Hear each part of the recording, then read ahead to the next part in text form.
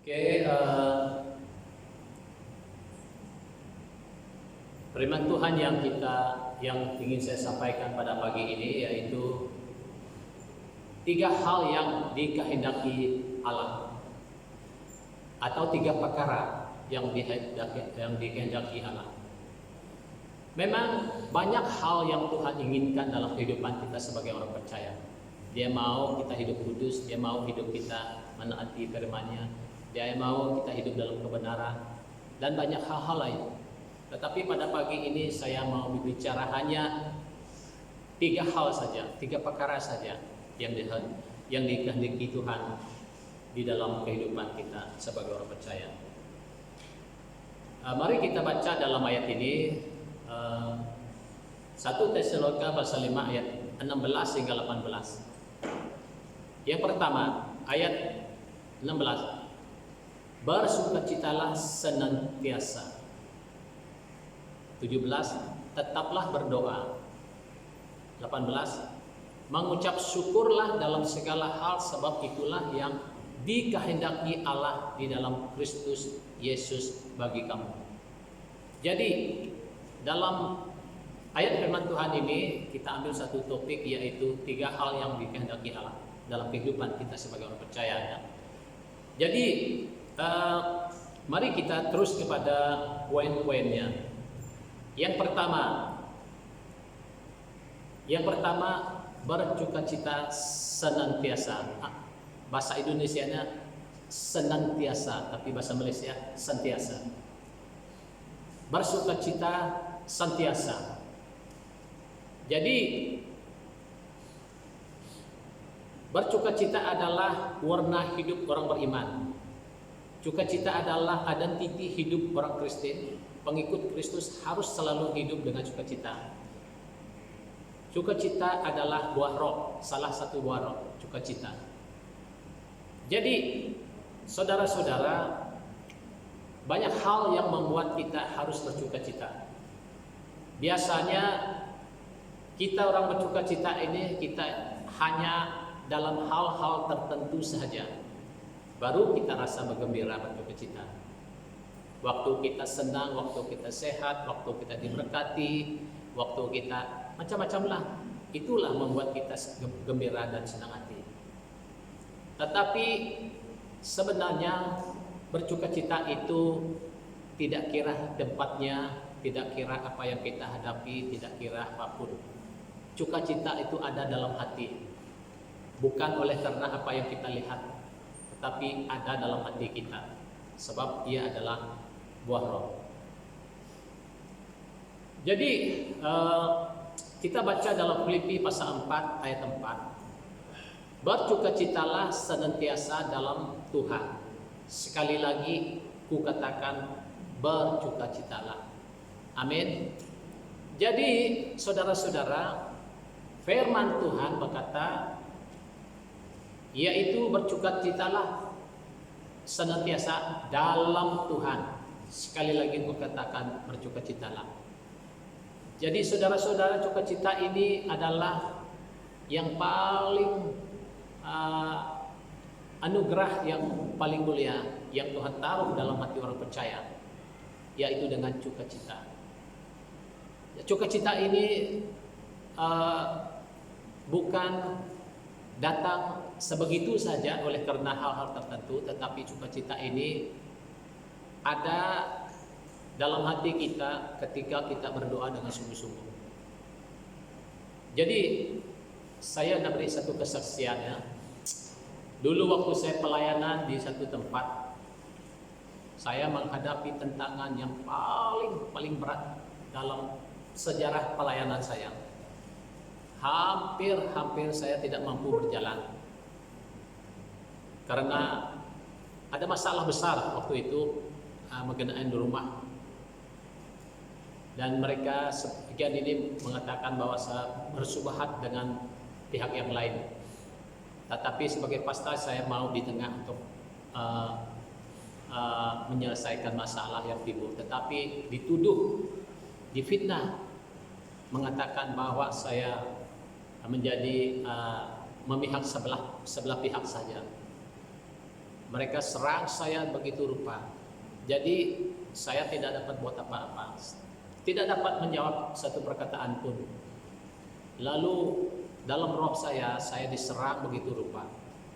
Saya tahu saya diserang. Selepas itu saya balik, berduyun-duyun saya balik, hampir tidak mampu berjalan karena dalam hati saya sudah hancur sama sekali. Saya balik di rumah, lalu saya panggil istri saya, kita masuk dalam bilik. Kami berdoa terus, berdoa sambil saya menangis, berdoa sungguh-sungguh. Tuhan yang menghantar saya di tempat ini. Sekarang saya menghadapi masalah, saya tidak mampu, saya tidak bertahan. Kami berdoa terus. Selepas berdoa, waktu saya aminkan doa saya, tiba-tiba ada sesuatu yang berubah dalam hati saya. Tiba-tiba hati saya bercukacita begitu rupa. Saya pun heran kenapa tiba-tiba saya bercukacita. Sampai saya bersiul lagi, sampai saya bernyanyi lagi, heran. Istri saya heran. Tadi kan nangis, tekan begitu berat, tapi tiba-tiba juga kamu senyum, kamu bernyanyi, kamu berlagu, bersiul lagi, kata dia. Saya pun tidak tahu, Tuhan sudah kepahitan saya, Tuhan ubah menjadi sukacita, saya kata dengan dia. Jadi ini yang saya pernah lewati, yang pengalaman hidup saya. Jadi itu sebabnya Paulus mengatakan bersukalah senantiasa. Ya, apabila kita menjalin hubungan dengan Tuhan, pasti ada sukacita itu. Tidak kira di mana tempat kita berada, tidak kira apa cabaran hidup yang kita hadapi, pasti ada sukacita itu. Sebab saya sudah melaluinya, saya telah ada pengalaman di situ. Nah, seperti Galatia 5:22, tetapi buah roh ialah sukacita. Salah satu buah roh adalah sukacita. Jadi kalau orang yang tertekan berat, bermasalah berat, pergumulan yang berat, dari raut muka pun sudah nampak. Ya. Tetapi kalau orang bersukacita, nampak juga dalam raut wajahnya, sukacita yang dari Tuhan. Ya.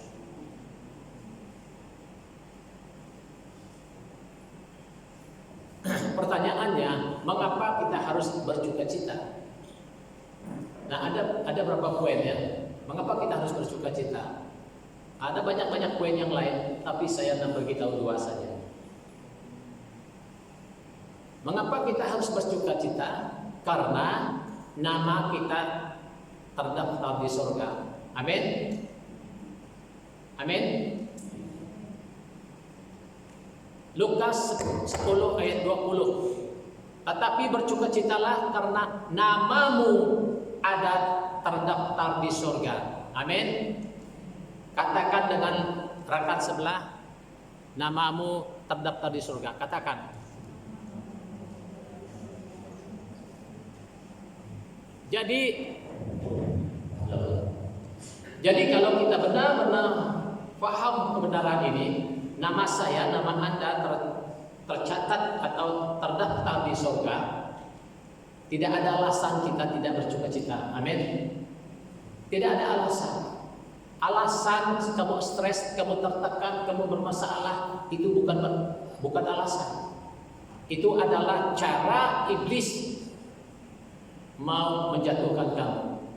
Cara iblis mencuri sukacita itu dalam hatimu.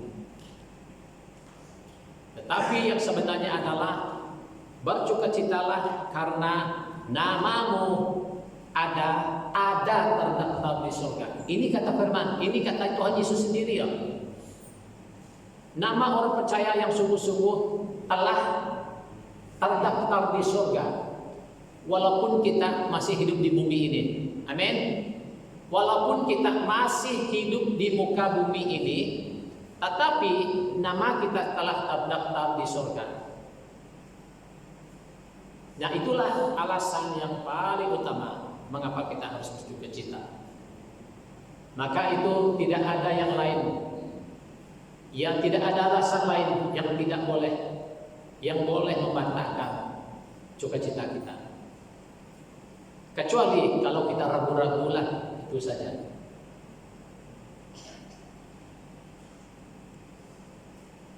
Yang kedua, ini yang kedua, bukan yang satu, salah saya. Yang kedua, upah kita besar di surga. Mengapa kita harus bersuka cita? Sebab Matius 5 ayat 12, bersuka cita dan bergembiralah karena upahmu besar di surga. Sebab demikian juga telah dianiaya nabi-nabi yang sebelum kamu. Katakan dengan saudara sebelah lagi, upahmu besar di surga. Katakan. Tahukah kita arti upah? Tahu kan? Upah artinya kamu harus bekerja baru dapat upah. Itu namanya upah. Tak ada yang disebut kalau saya bagi sesuatu kepada seseorang itu bukan upah, itu adalah pemberian kasih. Ya, kalau saya beri sesuatu kepada kamu bukan namanya upah, namanya pemberian kasih. Tetapi yang disebut upah di sini adalah orang yang bekerja, orang yang melakukan sesuatu, melayani Tuhan, baru disebut upah. Nah, kalau kita lihat dalam konteks ayat ini, sebab demikian juga telah dianiaya nabi-nabi yang sebelum kamu. Nabi-nabi sebelum rasul-rasul, nabi-nabi perjanjian lama dulu, banyak mereka begitu giat melayani Tuhan. Mereka disiksa, mereka dipukul, mereka dibunuh. Dan demikian juga rasul-rasul. Mereka dianiaya, mereka disiksa, mereka dipukul, bahkan sampai mereka dibunuh. Jadi ada upah yang menanti mereka. Artinya di sini, saudara-saudara, selama kita menumpang di dunia sementara ini, kita harus bekerja untuk Tuhan, bekerja melayani Tuhan. Apapun bidang pelayanan yang kita buat, pasti kita akan mendapat upah. Itulah yang dikatakan firman Tuhan di sini. Jadi oleh itu tidak ada yang diberi percuma. Yang beri percuma itu adalah pemberian kasih. Kalau kamu saya beri sesuatu kepada anak saya, kepada orang lain apapun, itu namanya pemberian kasih, bukan upah. Jadi saudara-saudara, kita harus bekerja menghadapi cabaran, tentangan, ditolak, dihina, difitnah dan sebagainya. Kita bekerja demi untuk Tuhan, melayani Tuhan, baru kita mendapat upah. Itu yang dimaksudkan dalam ayat ini. Dan yang kedua, tetaplah berdoa atau senantiasa berdoa.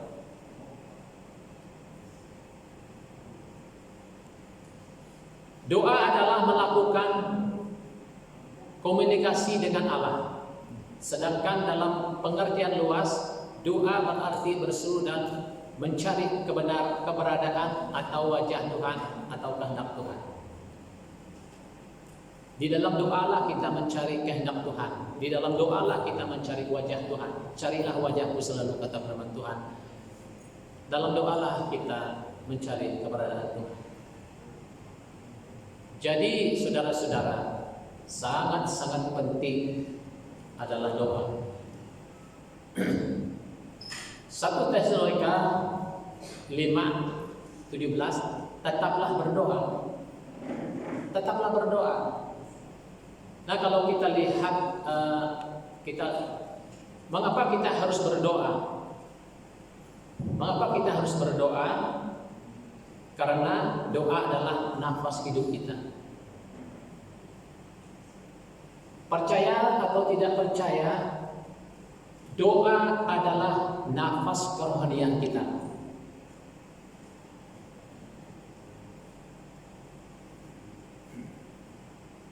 Kalau ada orang yang mengetahui atau rahasia firman Tuhan atau doktor dalam teologi, apapun tinggi teologianya, kalau tanpa doa tidak ada gunanya.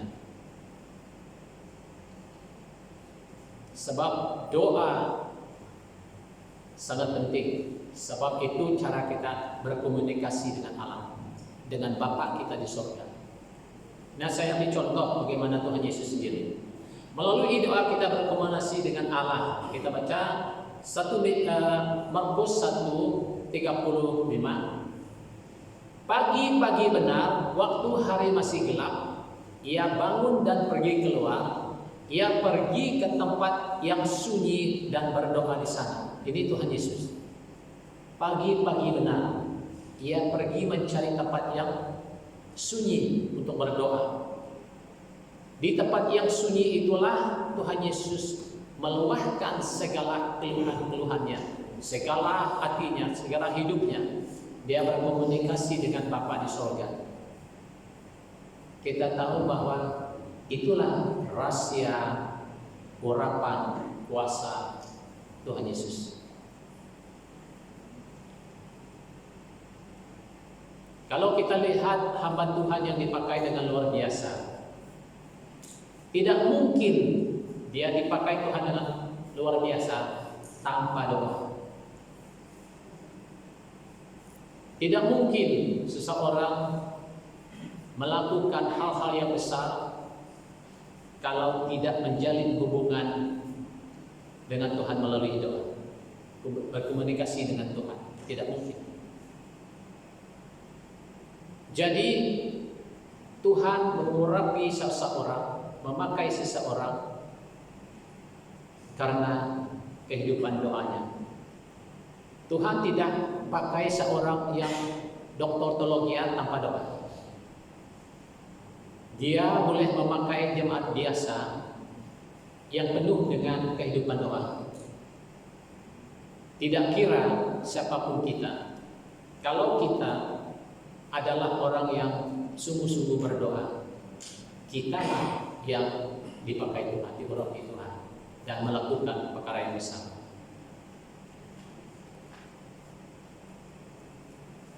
Lukas 6 ayat 12. Pada waktu itu pergilah Yesus ke bukit untuk berdoa, dan semalam-malaman ia berdoa kepada Allah. Bayangkan, semalam-malaman ia berdoa kepada Allah. Kita ini berdoa 1 jam sudah tidak mampu.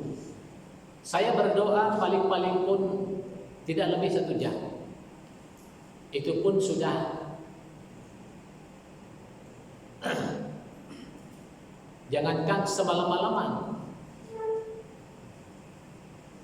Kita kadang-kadang kita berborok-borok dengan saudara kita, dengan kawan kita sampai larut malam. Betul kan tidak? Ada kadang-kadang itu. Kadang-kadang kalau kita pergi dengan kawan rapat kita pergi kedai kopi, sekejap saja rasa dia sudah 2 jam. Betul kan tidak? Saya pernah dengan kawan saya di Miri, ada satu pesta, kami 2 pergi minum kopi. Tidak terasa sudah 2 jam kami duduk di sana. Tidak kira berapa gelas sudah air dan berapa mangkuk sudah mie makan. Tidak serasa berapa jam. Jadi kalau begitu kita boleh bercakap-cakap dengan saudara kita, dengan kawan kita berjam-jam. Kenapa tidak boleh berjam-jam berdoa bersama, bercakap-cakap berdoa bersama dengan Tuhan? Yesus melakukannya. Dia berdoa semalam-malaman, dia berdoa kepada Allah. Itulah kuasa Yesus yang luar biasa. Itulah Tuhan Yesus melakukan mujizat dan ada yang ajaib, yang luar biasa.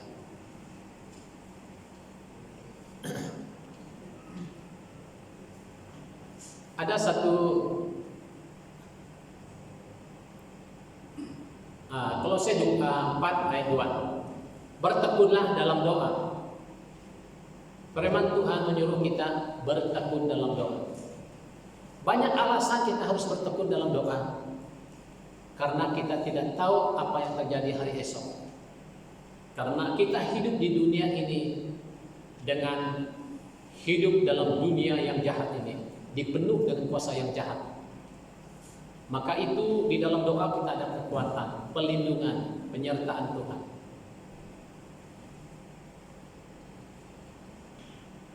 Doa adalah kekuatan kita. Doa adalah kekuatan kita. Kekuatan orang percaya terletak pada doa, bukan pada tubuh fisiknya, bukan karena penampilannya, bukan karena ia menjadi orang yang agak layak, bukan, tetapi terletak pada doanya. Seperti mana yang kita lihat pada Yesus dan juga rasul-rasul dan nabi-nabi yang lain, hanya urapan mereka, kekuatan mereka terletak pada doa. 2 Korintus pasal 12 ayat 10 yang berbunyi demikian. Karena itu aku senang dan rela di dalam kelemahan, di dalam keseksaan, di dalam kesukaran, di dalam penganiayaan, dan dalam kesesakan oleh karena Kristus. Sebab jika aku lemah, maka aku kuat. Sebab jika aku lemah, maka aku kuat. Lalu kalau kita lihat kembali Rasul Paulus, benar apa yang dia katakan. Dia banyak mengalami siksaan, banyak mengalami penganiayaan, kesesakan, kesukaran. Tetapi Paulus semakin kuat. Kenapa? Karena kehidupan doanya. Kehidupan doanya yang membuat Paulus dapat melewati segala macam ujian hidup ini. Jadi saudara-saudara, kita manusia daging ini tahu, kita ini mudah kecewa, mudah putus asa. Siapapun kita, memang kita mudah kecewa dan mudah putus asa. Tetapi jika kita menjalani hidup doa, sungguh-sungguh, hidup dalam pergumulan, hidup dalam bergaul dengan Allah di dalam doa, kita pasti akan ada kekuatan dalam kita menghadapi semuanya. Itulah yang dilalui oleh para rasul ini. Karena itulah sebabnya dia katakan, sebab jika aku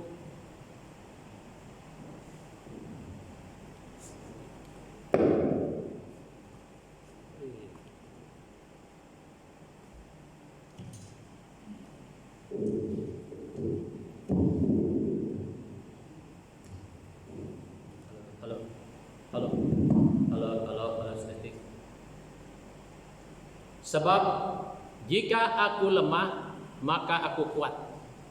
Itulah sebabnya Paulus mengatakan, jika aku lemah secara fisik, secara manusia, dia tidak mampu. Dia tidak berdaya, dia tidak bertahan menghadapi segala kesukaran itu, siksaan itu, dia tidak mampu. Tetapi katanya, ketika dia menghadapi semuanya itu, dia ada kekuatan, dia semakin kuat. Karena doanya, kehidupan doanya yang sungguh-sungguh mencari wajah Tuhan.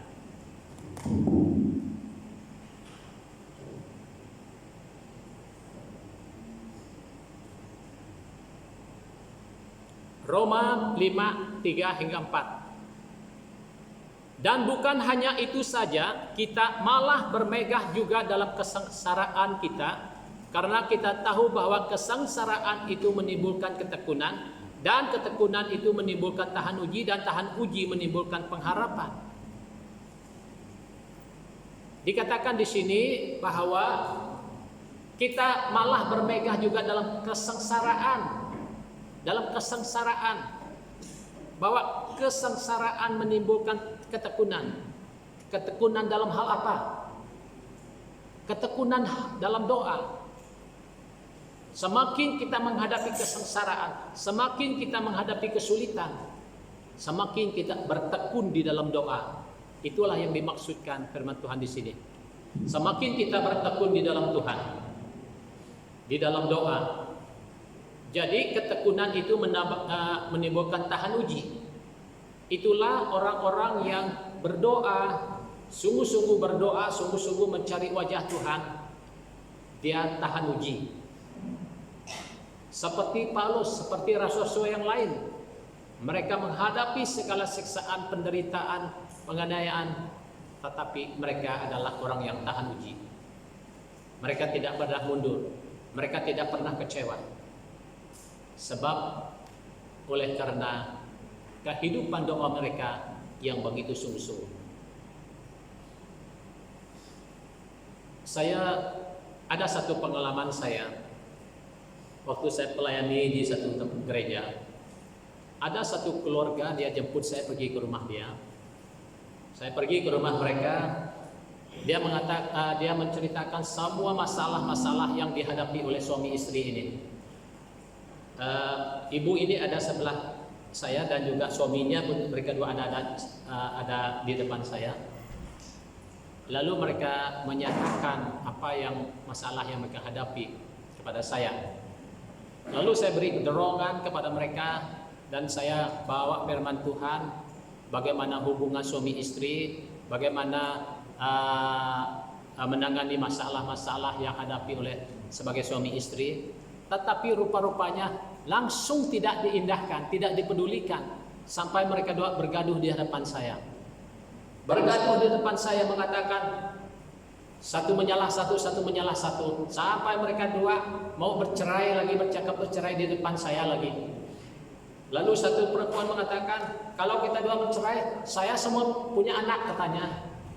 Saya juga rumah ini katanya. Oh tidak apa, yang laki juga cakap begitu. Jadi saya sudah terdiam saja, tak dapat buat apa-apa. Saya beri dorongan, beri nasihat, langsung tidak dipedulikan. Mereka dua bergaduh di depan saya. Akhirnya Tuhan memberitahu saya berdoa. Hanya satu saja berdoa. Lalu saya beritahu keduanya, begini sajalah, kita berdoa saja. Mereka setuju. Jadi kita berdoa sajalah, serah kepada Tuhan. Saya pegang tangan istri dia, saya pegang tangan suaminya, lalu saya berdoa. Tuhan, saya tidak tahu bagaimana menyelesaikan masalah kedua suami istri ini. Tetapi saat ini Tuhan, saya serahkan kedua suami istri dalam tangan Tuhan. Mari tolong selesaikan masalah keduanya Tuhan. Waktu saya berdoa begitu, tiba-tiba istrinya menangis. Menangis terus, kata dia. Saya berdoa terus. Setelah itu saya buka mata sedikit, mereka sudah berpeluk sudah. Sudah berpeluk sudah. Saya berdoa, mereka sudah berpeluk, sudah itu amin katakan. Langsung saya beri jawab, sekarang kamu sudah berbaik semula. Tuhan telah menolong kamu. Mulai hari ini jangan lagi bergaduh seperti ini. Jadi saudara-saudara, kita lihat doa itu besar kuasanya. Doa orang benar bila dia yakin didoakan sangat besar kuasanya, kata Yakobus. Dan hanya karena doa, masalah kedua suami istri ini dapat diselesaikan. Sampai hari ini keduanya menjadi pemimpin di dalam gereja. Saya sangat bercukacita melihat kedua pasangan suami istri ini. Jadi inilah cara Tuhan bekerja, saudara, yaitu melalui doa. Adalah satu lagi case di Miri lagi. Saya di sini mana saya pergi di Miri, tapi saya ditelepon bahwa ada satu anak bungsu dia ini seakan-akan kerasukan. Adapun sejarah dia makan dadah juga, dia kerasukan. Sampai budak ini dia tahu gangguan-gangguan itu mau menyerang dia, roh-roh itu. Sampai matanya merah. Sebab saya tahu itu semua melalui telepon. Ada bapaknya telepon saya dan dia video call dan dia tunjukkan buka anaknya itu. Ada beritahu bahwa ada diganggu oleh roh itu. Karena saya konseling rupanya dia juga makan dadah begitu. Jadi orang tuanya sudah siap untuk membawa dia ke rumah pemulihan. Tetapi apabila saya mendengar, jangan, saya kata, sudah ada juga pastor pergi melayani mereka, pastor itu pun mendorong suruh pergi ke rumah pemulihan. Tetapi saya kata jangan dulu. Saya percaya ada lain masalah anak ini, saya kata. Lalu saya beritahu dia, saya konseling anak ini. Saya beritahu dia, apakah saya bertanya dia tentang hidupnya, benar dia ada makan dadah itu. Lalu saya tanya dia, apakah kamu mau tinggalkan benda ini, apakah engkau mau terima Tuhan? Jadi saudara-saudara, dia terima Tuhan. Jadi saya melalui telepon, dia serahkan hidupnya sepenuhnya kepada Tuhan. Dia terima Tuhan Yesus dalam hidupnya. Sekarang kamu sudah anak Tuhan. Sekarang kita berdoa dalam nama Yesus. Kita patahkan kuasa yang jahat yang mengganggu kamu. Waktu kami berdoa. Dia tahu itu roh itu sudah lari. Dan matanya yang kabur, dia kabur melihat. Oh, sekarang mata saya sudah jelas, sudah melihat, katanya. Puji Tuhan, saya kata dengan dia. Jadi dia tidak jadi pergi pusat pemulihan. Jadi dia dilepaskan Tuhan. Dan baru-baru ini tadi dia WhatsApp dalam grup, dia setelah dibaptis, dia setelah menyerahkan hidup sepenuhnya kepada Tuhan. Jadi saudara-saudara, ini adalah doa dan bagaimana cara kita melayani. Jadi saudara-saudara, banyak lagi kesaksian yang lain, ya.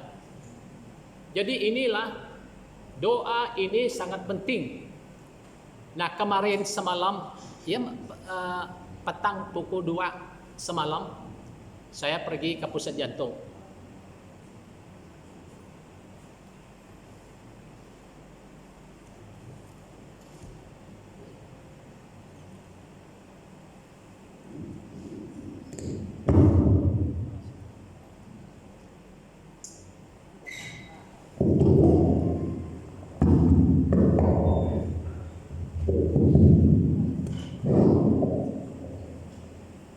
Saya pergi pusat jantung, ada warga telepon saya, jemput saya pergi di sana. Ada satu orang Bidayuh, dia dari Bau, dia hampir berapa bulan dia sudah di hospital jantung, dan akhirnya dokter mau operasi dia punya jantung, tetapi rupa-rupanya tidak dapat lagi. Dokter tidak dapat buat apa-apa lagi, dan dokter angkat tangan. Sekarang tunggu begitu sajalah. Tapi suami dia adalah orang dari kampung saya. Itu saya pergi. Jadi saya pergi, pertama saya memperkenalkan Tuhan Yesus kepada dia. Dia menerima Tuhan Yesus sebagai Tuhan Juru Selamatnya. Dia menyerahkan hidupnya sepenuhnya kepada Tuhan. Dan dia mengaku kesalahannya, dia bertobat. Selepas itu baru kami berdoa. Yang saya sangat bersyukur di sini karena jiwanya sudah diselamatkan. Sekalipun mungkin penyakitnya tidak sembuh, tetapi jiwanya, nyawanya telah diselamatkan. Jadi tidak sia-sia saya memandu dari sini pergi ke pusat jantung semalam. Jadi saya masih mau menunggu perkembangan dari suami dia. Bagaimana perkembangan suaminya selepas didoakan? Saya masih menunggu. Saya sudah beritahu suaminya, apapun yang terjadi kamu harus sedia menerima. Iya, kata dia. Tetapi jika Tuhan berkenan untuk menyembuhkannya, tidak ada yang mustahil. Tapi jika Tuhan tidak menyembuhkan dia, puji Tuhan, dia sudah selamat karena dia menerima Tuhan. Itu dorongan saya dengan suaminya. Jadi inilah yang kita lihat, ya, doa itu sangat penting, saudara. Kehidupan doa itu. Doa adalah senjata kita melawan musuh. Musuh orang percaya adalah iblis, setan. Ini musuh kita. Musuh kita ini, itulah sebabnya kita hidup di dunia yang jahat ini, dikuasai oleh iblis, oleh setan yang tidak kelihatan. Dia boleh menyerang kita, keinginan daging, nafsu kita, keserakahan kita, dan sebagainya. Jika kalau kita tidak mengenali semua itu alat iblis untuk menjatuhkan kita dari keinginan dunia, dari nafsu-nafsu yang dunia. Jadi musuh kita orang percaya adalah iblis atau setan. Efesus 6 ayat 10 hingga 12. Akhirnya hendaklah kamu kuat di dalam Tuhan, di dalam kekuatan kuasa-Nya, kenakanlah seluruh perlengkapan senjata Allah, supaya kamu dapat bertahan melawan tipu muslihat iblis. Karena perjuangan kita bukanlah melawan darah dan daging, tetapi melawan pemerintah-pemerintah, melawan penguasa-penguasa, melawan penghulu-penghulu dunia yang gelap ini, melawan roh-roh jahat di udara. Itulah lawan kita. Jadi ayat 12 mengatakan, hendaklah kamu kuat di dalam kekuatan kuasa-Nya. Hendaklah kamu kuat di dalam Tuhan, di dalam kekuatan kuasa-Nya. Bagaimana kita dapat kuat dalam Tuhan? Bagaimana? Apakah kita, saya kuat dalam Tuhan begitu? Tidak, saudara. Kita hendaklah kamu kuat di dalam Tuhan. Artinya kehidupan doa itu harus sungguh-sungguh, baru kita kuat di dalam Tuhan. Kehidupan doa itu hanya melalui doalah kita mampu melawan serangan iblis, kuasa jahat. Tidak ada senjata lain yang paling ampuh daripada senjata doa. Selain dari firman Tuhan adalah pedang roh. Kita berdoa dan kita harus ada pedang roh, yaitu firman Tuhan. Harus mengerti firman Tuhan. Jadi saudara-saudara, kita lihat doa adalah senjata melawan musuh. Artinya kita harus berdoa. Tahukah kita bahwa di saat kita tetap terima Yesus, di saat kita percaya kepada Tuhan Yesus, sebenarnya saat itulah kita menjadi pasca Kristus. Maksudnya kita terlibat di dalam peperangan rohani. Peperangan rohani melawan roh-roh dunia yang gelap ini, yang menyerang kehidupan kita, menyerang keluarga kita, menyerang pribadi kita, menyerang mau menggagalkan rencana Tuhan dalam kehidupan kita. Itu serangan iblis. Tetapi mari kita kuat di dalam Tuhan, di dalam doa, supaya kita dapat mampu melawan tipu muslihat iblis yang menyesatkan kita, yang menipu kita. Selalunya itulah sebabnya Saul selalu membela dirinya. Saya buat begini karena begitu. Selalu membenarkan kebenarannya sendiri, mendirikan kebenarannya sendiri. Itu Raja Saul. Sebenarnya dia tidak sadar dia telah kena tipu muslihat iblis. Dia tidak mau mendengar suara Tuhan, tetapi membela perbuatannya yang salah. Kadang-kadang ini cara iblis menyerang kita, selalu merasakan kita benar, selalu merasakan tindakan kita benar, selalu kita merasakan jalan hidup kita benar dan sebagainya. Sepatutnya kita datang tunduk di hadapan Tuhan, menyerahkan hidup kita, keluarga kita, masa depan kita, seluruh hidup kita kepada Tuhan. Sadarlah dan berjaga-jagalah, lawan musuh iblis berjalan keliling sama seperti singa yang mengaum-ngaum dan mencari orang yang dapat ditelannya. Lawanlah dia dengan iman yang teguh, sebab kamu tahu bahwa semua saudaramu di seluruh dunia menanggung penderitaan yang sama. Dikatakan di sini iblis itu digambarkan sebagai singa yang mengaum-ngaum. Kita tahu singa, apapun hewan lain, binatang lain, dia tidak peduli, dia makan bulat-bulat hidup-hidup. Dia cabik-cabik hidup-hidup, tidak ada belas kasihan. Itulah gambaran daripada kuasa jahat mau menyerang umat Tuhan tanpa belas kasihan.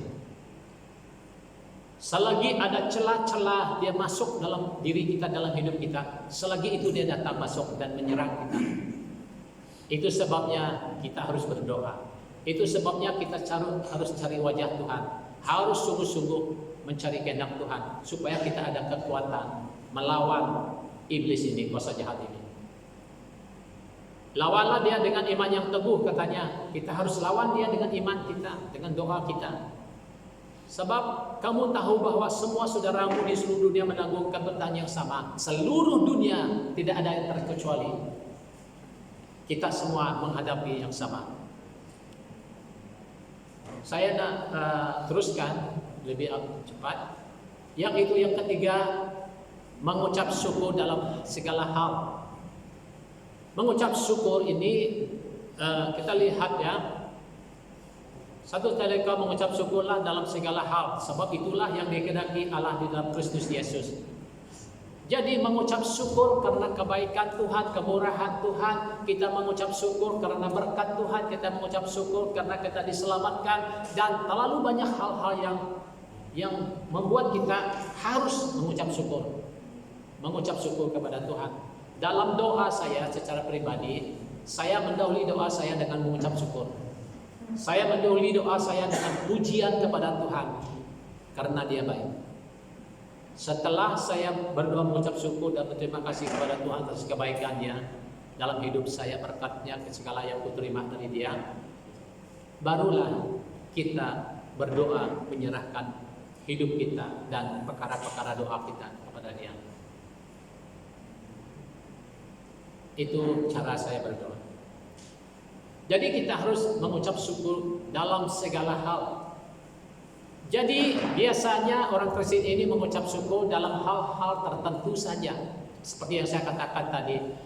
Memang itulah yang dikatakan firman Tuhan, kita mengucap syukur atas kebaikan Tuhan, kemurahan Tuhan, berkat Tuhan, pelindungan Tuhan, penyertaan Tuhan. Semuanya itu adalah baik. Tetapi apakah setakat itu saja kita mengucap syukur? Tidak, saudara. Dalam segala hal, artinya dalam kesusahan, dalam masalah, dalam pergumulan, dalam tentangan, dalam penyakit, dalam kemiskinan, dan semuanya kita harus mengucap syukur.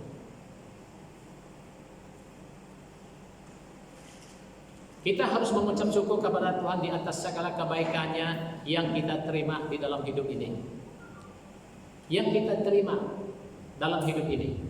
Keselamatan, berkat, makanan, pakaian, kereta, rumah, dan sebagainya. Kita harus mengucap syukur. Pelindungan, pemeliharaan Tuhan. Kita harus mengucap syukur kepada Tuhan. Mazmur 118:26, bersyukurlah kepada Tuhan sebab Ia baik, bahwasanya untuk selama-lamanya kasih setia-Nya. Bersyukurlah kepada Tuhan sebab Ia baik. Baik Tuhan. Jangan berpikir Tuhan tidak baik pada waktu kamu menghadapi masalah. Tidak. Banyak orang berpikir pada waktu dia bermasalah, pada waktu dia menghadapi cabaran hidup, tekanan hidup, lalu dia kata, di manakah Tuhan? Mengapa Tuhan tidak tolong? Kalau kita tahu Tuhan baik, pasti Dia tolong. Jadi yang menjadi persoalannya, apakah kita sungguh-sungguh mencari Dia atau tidak? Nah, ada satu keluarga juga call saya di Miri juga. Hanya pada waktu bermasalah baru cari Tuhan. Mereka video call. Wah, menangis, Tuhan, tolong Tuhan, tolong. Pada waktu hari biasa, asik minum saja, mabuk saja. Pada waktu menghadapi cabaran, baru tolong Tuhan. Inilah kebiasaannya orang Kristen. Kebanyakan orang Kristen ya. Pada waktu masalah baru minta Tuhan tolong. Pada waktu sehat, baik, diberkati, baik-baik saja, lupa Tuhan. Jadi jangan kita buat seperti ini. Tidak baik. Jadi saudara-saudara, kita mengucap syukur kepada Tuhan sebab Ia baik, saudara-saudara. Tuhan itu sangat baik. Kalau kita telah mengalami kebaikan Tuhan itu, kalau kita telah menerima kebaikan Tuhan itu, tak perlu lagi kita bersungut-sungut lagi. Tak perlu lagi mengapa begini, mengapa begitu lagi. Sebab kita sudah menerima kebaikan Tuhan dalam kehidupan kita. Ya. Nah, saudara-saudara, kita lihat ada satu ayat yang harus saya jelaskan untuk kita di sini, yaitu Ayub 1:21. Begini katanya, dengan telanjang aku keluar dari kandungan ibuku, dengan telanjang juga aku kembali ke dalamnya. Tuhan yang memberi, Tuhan mengambil, terpujilah nama Tuhan. Di saat Ayub mengucapkan kata-kata ini, dia sedang menghadapi pergumulan yang sangat-sangat berat, teramat berat. Mana tidaknya, semua hartanya, Ayub adalah seorang yang paling kaya di sebelah timur. Tetapi dengan satu masa saja, satu hari saja, seluruh kekayaannya, domba, keledainya, lembu sapinya, semuanya, untanya dirompak habis oleh orang-orang asing. Tidak ada yang tinggal, semua dirampas habis. Ayub yang tadi adalah kaya raya, tiba-tiba menjadi orang miskin, tidak ada apa-apanya dia. Ayub memiliki 10 anak. Lalu satu bencana menimpa anak-anaknya, sedang mereka berpesta, makan-makan. Lalu menimpa rumah itu, menimpa mereka, mati semua 10 anak Ayub. Apabila kabar ini datang kepada Ayub, inilah yang dia ucapkan. Inilah Ayub katakan. Katanya, dengan telanjang aku keluar dari kandungan ibuku, dengan telanjang aku kembali ke dalamnya. Tuhan yang memberi, Tuhan yang mengambil, terpujilah nama Tuhan. Dia tahu segala kekayaannya dari Tuhan. Dia tahu Tuhan yang mengambil. Semua anaknya dari Tuhan, Tuhan yang mengambil, terpujilah nama Tuhan. Semua kata positif yang keluar dari Ayub. Inilah ucapan syukur yang luar biasa. Seperti yang saya katakan tadi, banyak orang mengucap syukur karena diberkati, dan segala kebaikan, kesehatan, sebagainya. Siapapun boleh mengucap syukur seperti itu. Tetapi sanggupkah kita mengucap syukur seperti Ayub? Di saat dia kehilangan 10 anaknya, di saat dia kehilangan semua harta kekayaannya, dia mengucap syukur kepada Tuhan dan berkata, terpujilah nama Tuhan. Inilah ucapan syukur yang luar biasa di mata Tuhan, yang sangat bernilai, yang sangat lahir dari hati seorang yang mengasihi Tuhan, takut akan Tuhan. Saudara-saudara, saya secara pribadi, sekalipun saya menghadapi keadaan yang seperti yang saya alami sekarang ini, saya tidak pernah berhenti mengucap syukur kepada Tuhan. Mengucap syukur kepada Tuhan. Mengapa saya mengucap syukur kepada Tuhan di dalam keadaan situasi kesehatan saya? Karena saya tahu Tuhan membuat saya lebih sempurna, supaya saya lebih kepada kehidupan doa yang sungguh-sungguh. Saya tahu jawabannya itu. Itu sebabnya saya mengucap syukur kepada Tuhan. Saudara-saudara, mari kita mengucap syukur. Apapun situasi hidupmu, masalah hidupmu, mengucap syukurlah kepada Tuhan. Seperti mana yang kita dari awal tadi, yaitu tentang keselamatan, kehidupan kekal yang Tuhan sediakan, upah yang Tuhan sediakan bagi kita, yaitu nama kita terdaftar di surga, upah kita besar di surga. Itu yang sepatutnya kita mengucap syukur kepada Tuhan. Sebab hidup di muka bumi ini sementara saja, saudara. Kita ini menumpang sementara saja. Bila masa Tuhan panggil, boleh jadi. Entah kita sehat, entah kita sakit, entah kita muda atau tua. Bila masa Tuhan boleh panggil dan kita akan pergi. Itulah sebabnya kita mengucap syukur kepada Tuhan. Persiapkan hidup kita.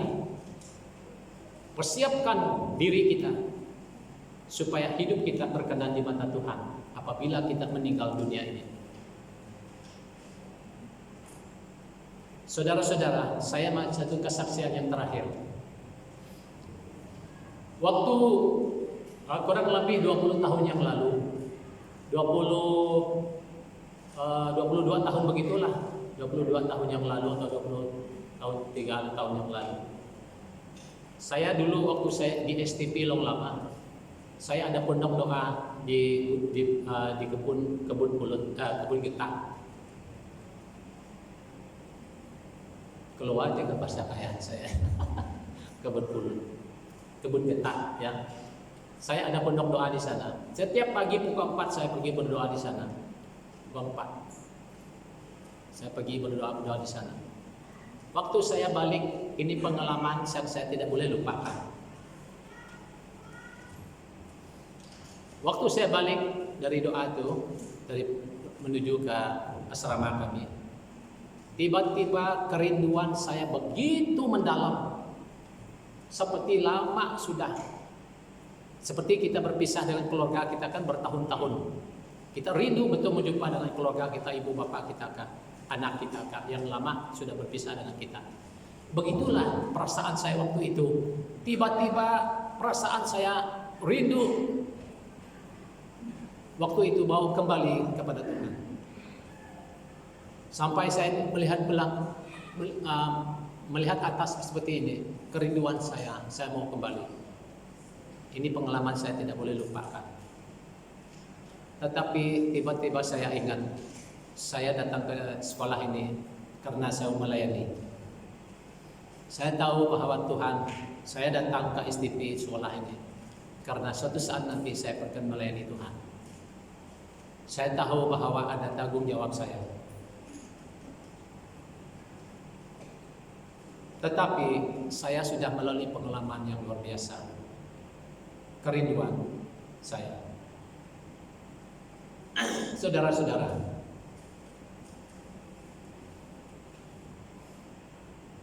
Tuhan tidak melihat siapa kita, tetapi Tuhan melihat hatimu.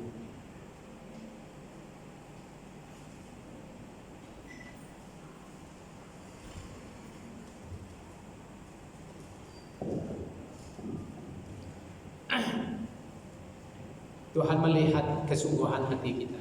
Hidup kita benar di mata Dia. Mari kita saudara, mari kita kuatkan iman kita, kuatkan hidup kita yang sungguh-sungguh mencari Tuhan. Karena itu saja jalan, tidak ada jalan yang lain. Jangan kita bangga menjadi Kristen kalau kita tidak setia. Jangan bangga kita bahwa kita adalah anak Tuhan kalau hidup kita tidak setia. Tetapi setialah, takutlah akan Tuhan, kuatkanlah iman kita, perkuatkanlah iman kita. Mari kita berdoa dengan sungguh-sungguh untuk mempersiapkan hidup kita kembali kepada Sang Pencipta kita.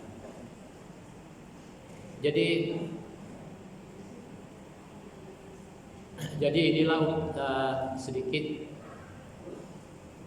firman Tuhan yang kita renungkan pada pagi ini.